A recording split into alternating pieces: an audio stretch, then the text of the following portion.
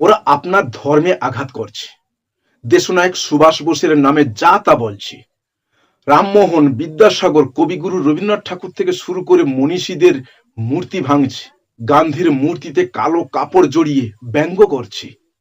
সরকারের জনস্বার্থ বিরোধী নীতির বিরুদ্ধে কথা বললেই আপনাকে তকমা লাগিয়ে দেওয়া হচ্ছে আপনি অ্যান্টি ন্যাশনাল, দেশদ্রোহী, সেকুলার, জেহাদি, শুক্রবারী থেকে নানানভাবে তকমা লাগিয়ে দেওয়া হচ্ছে। ধর্মের ঠিকাদাররা নিজ ধর্ম পালন না করে আপনার উপর তার ব্যর্থতার দায় চাপিয়ে দিচ্ছে। সবশেষে সোশ্যাল মিডিয়াতে ওদের একটা পোস্ট দেখে বুক ফুলিয়ে যুক্তি দিয়ে তথ্য দিয়ে জবাব দিলেন। হ্যাঁ, মনটা একটু শান্তি পেল। কি বিপ্লব নাই ঘটালেন, কিন্তু জানেন কি ভুলটাই আপনি করে ফেললেন।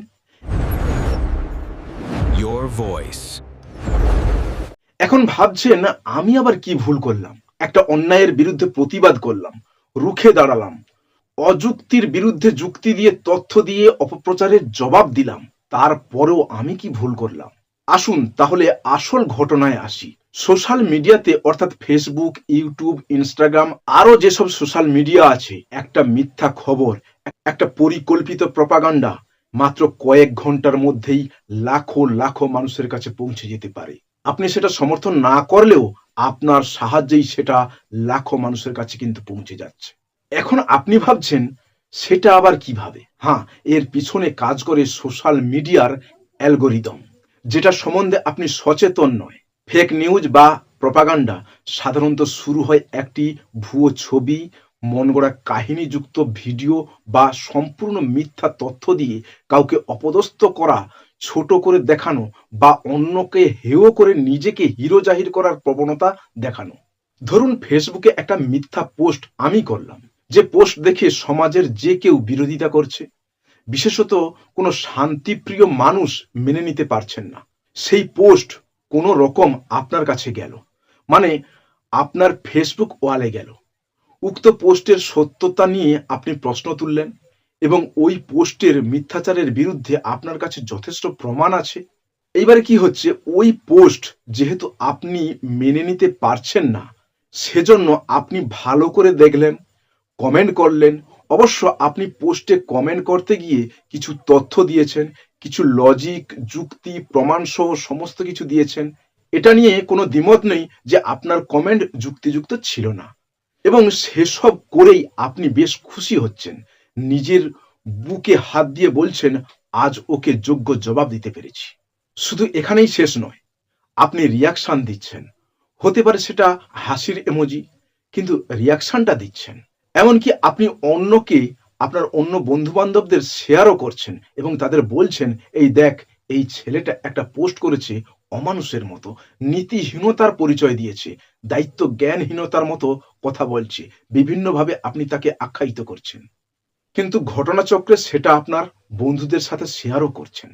তাহলে কি দাঁড়ালো, আপনি পক্ষান্তরে একটা নেগেটিভ পোস্ট, যেটা সমাজের প্রতি ন্যারেটিভ সৃষ্টি করছে, প্রপাগান্ডা ছড়াচ্ছে, সেই পোস্টটি আপনি বিরোধিতা করতে গিয়ে তা ছড়িয়ে দিচ্ছেন।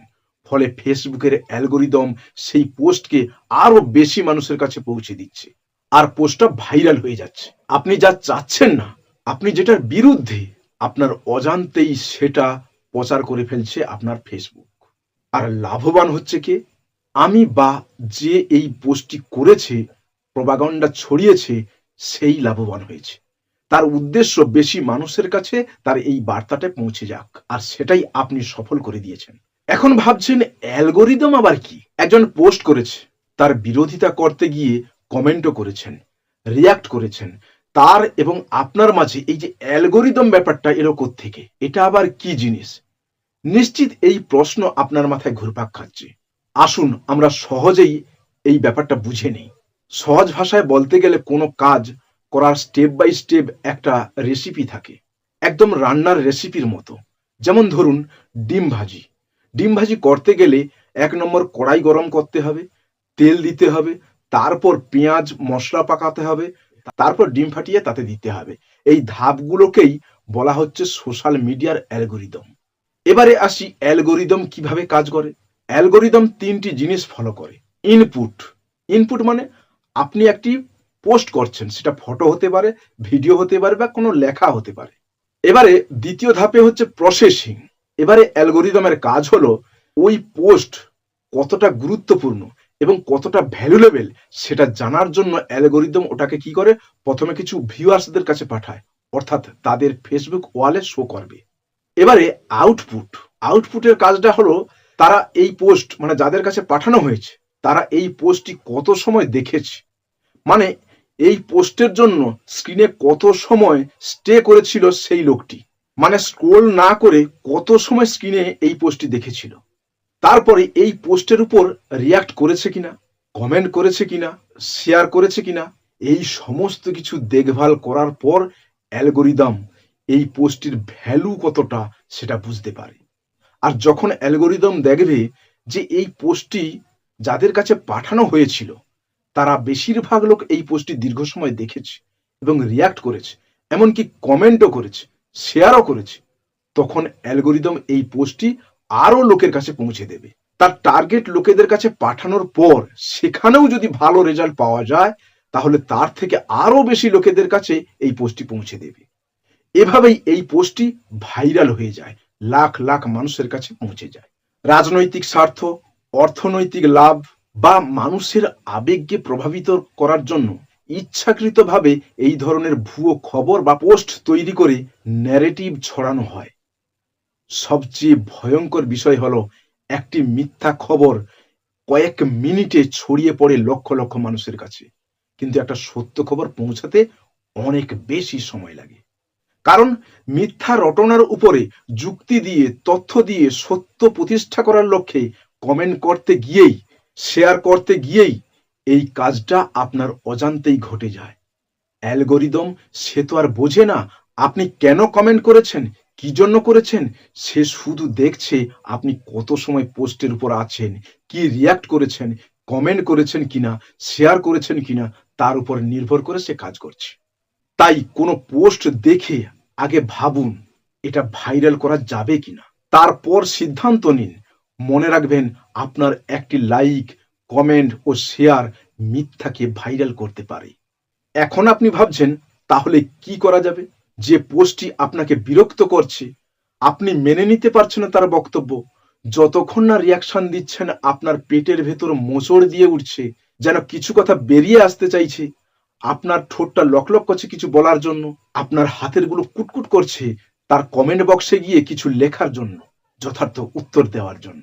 কিন্তু বিশ্বাস করুন, আপনি কিছু লিখবেন না, আপনি কোনো রিয়াক্ট করবেন না, আপনি কারো সাথে শেয়ারও করবেন না, এমনকি আপনি যেখানে সেখানে এ ব্যাপারে বলেছেন তো ফেসেছেন।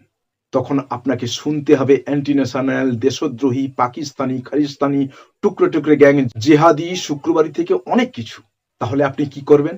আপনি যার পোস্টের উপর কমেন্ট করতে চান তাকে ইন্ডিকেট করে আপনি আপনার প্রোফাইলের পেজে 2-4টা অক্ষরে লিখে ফেলুন। পারলে ছোট্ট করে একটা ভিডিও বানান। যদি ভিডিও বানাতে না পারেন, লিখতে যদি না পারেন, তাহলে পেপারে সাদা কাগজে কলম দিয়ে কিছু লিখে ফেলুন, সেটাই পোস্ট করুন। হ্যাঁ, এটা ঠিক, তার পোস্টে গিয়ে কমেন্ট করলে আপনার রাগ যতটা প্রশমিত হতো সেটা এখানে হবে না, কিন্তু আপনি আপনার আইডিওলজির বিরুদ্ধে থাকা ওই পোস্টটিকে ভাইরাল করার অংশীদার হলেন না, বরং আপনার আইডিওলজির সাথে ম্যাচ করে এমন পোস্টের উপর সময় দিন। Your voice. ধন্যবাদ, আমি আইয়ুব খান, আপনারা দেখছেন ইওর ভয়েস। ভিডিওটি ভালো লাগলে লাইক করবেন, কমেন্ট করে জানাবেন আমাদের কি করা উচিত, শেয়ার করুন বন্ধুদের সাথে, আর এমন তথ্যভিত্তিক ভিডিও পেতে আমাদের চ্যানেল অবশ্যই সাবস্ক্রাইব করুন।